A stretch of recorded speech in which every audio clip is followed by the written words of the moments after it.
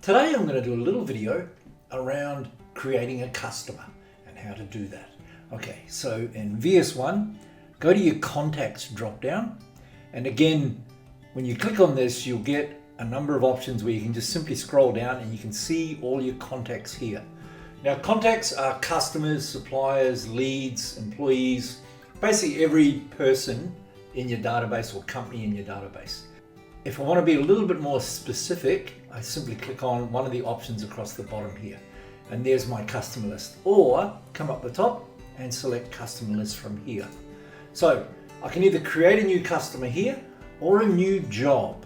Now, a job is you have a Kofa's Coffee House here for argument's sake, but they're building a new cafe. So Kofa's Coffee House will load as a customer card, and then under job details, you can list each individual job they have. And a job will have its own address and own accounts and all those sorts of things. So keep that in mind. So you've got a customer and a job detail.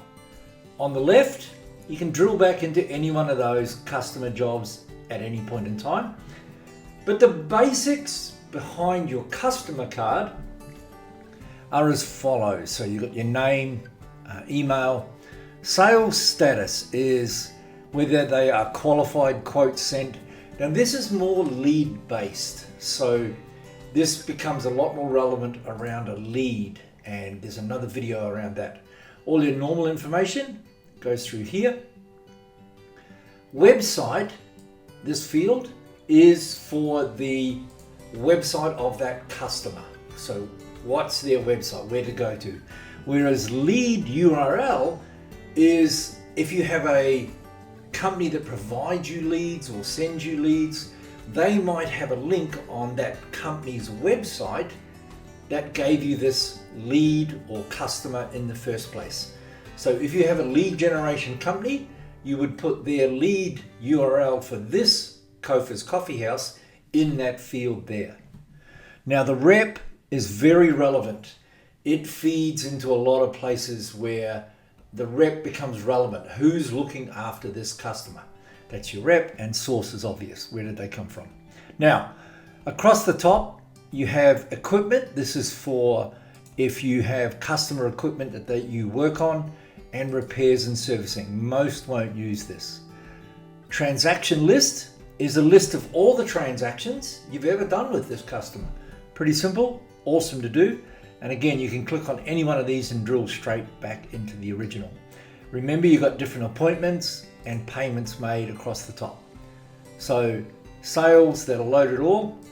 Now, back here, you've also got an activity list down the bottom here. So what tasks, emails, and appointment lists, they'll also appear there. Addresses, this allows you to store address fields.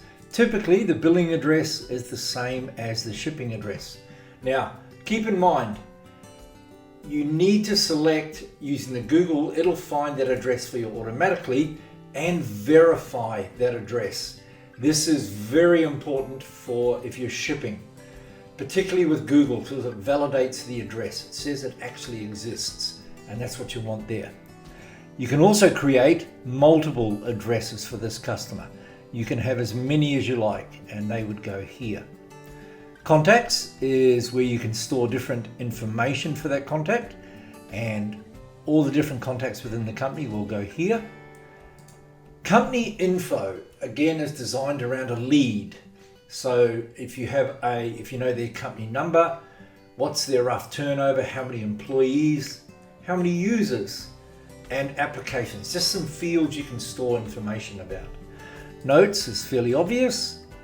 Invoicing is your credit limits, your terms, what type of customer they are, stop credit, all those sorts of things. Now, they insist on they won't pay an invoice unless they've got a purchase order number on that invoice from themselves. You would turn this on.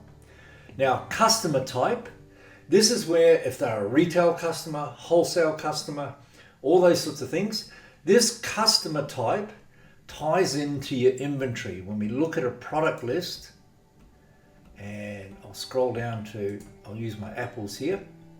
Down the bottom here, This particular customer type will get a 5% discount if they belong to the food industry. So if that customer is purchasing apples and you've set the customer type to food industry, they will get a 5% discount. All right, let's go back. Okay, so again, if we are under the invoicing, if you set the customer type, that'll set the discounts moving forward. Or you can be just a default setting and they get an overall discount. Whichever way you want to go, that's fine. Down the bottom is where you can add all sorts of attachments that you may want. And you can also create your own set of customizable fields, however you want to do that. That's no problems at all. Portal access. VS1 comes with its own contact portal access. Customers can log in, place orders, do all those sorts of things that they want, and it'll appear automatically in VS1. They can download statements, print invoices, the whole lot. All your buttons across the middle here will do as the label says on each button. If you want to create a quote, you can do it directly from here. Invoicing, sales orders, the whole lot, send emails. Again, all related back to your simple customer card. So there you go. If we go back under our contacts tab, you'll get some charts on what the customers can do. Remember, you can click on your three little dots here, see more detail about that, and edit the charts and make changes, whatever you like. A good idea is when you're looking at your customers and your contacts and stuff like that, you can come back to just a simple customer list, like so. You can export these, dump them out, do whatever you wish. So I hope that made sense.